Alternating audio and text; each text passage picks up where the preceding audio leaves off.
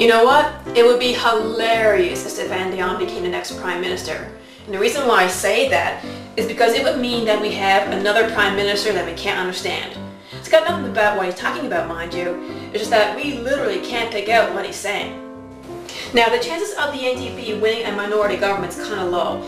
It would mean that the Liberal parties are best bet to overthrow the Conservatives.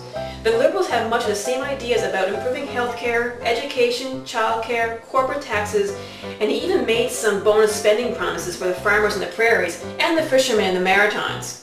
Now, probably the center of the Liberals' campaign would be the Green Shift Plan, a plan that's widely divided among Canadians when it comes to opinion.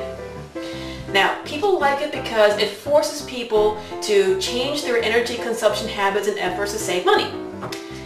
People hate it because it's going to force them to change their consumption habits to save more money.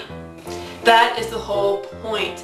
Al Gore's documentary, An Inconvenient Truth, was called that for a reason. By cutting taxes on everything else and tax the pollutants, it shows that money is the core of the environment. I know it shouldn't have to be, but people will do anything to save a dollar if it means going green to do it. They will do it. And to all you Hummer owners out there, I know that your dick is small and you have to compensate by getting a gas-guzzling hog, but this is what the Green Shift Plan is for. Hummers have no use. You need to move stuff? Get a truck! Complaining about the price of gas? Get a smart car or a hybrid.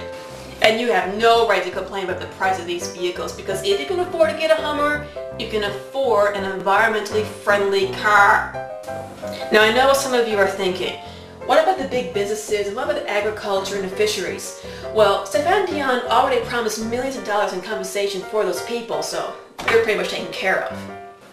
Well, businesses can make tons of green changes as to how the businesses run, including the vehicles that they use.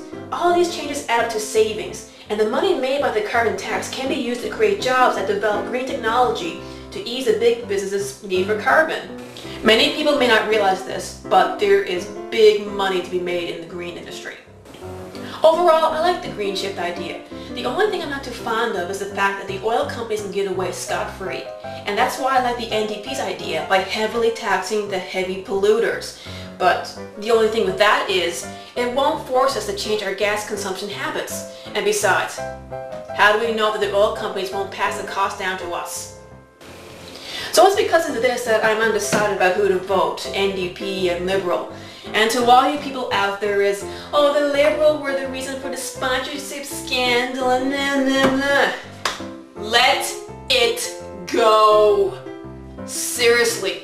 Most of these problems were caused by Paul Martin. He was the finance minister and he was the prime minister. But guess what? He's neither of those anymore.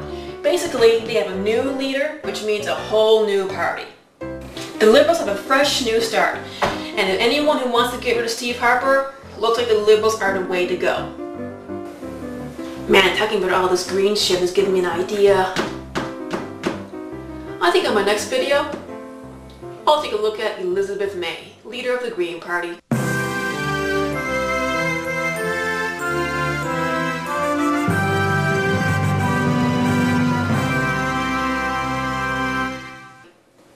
See you next time.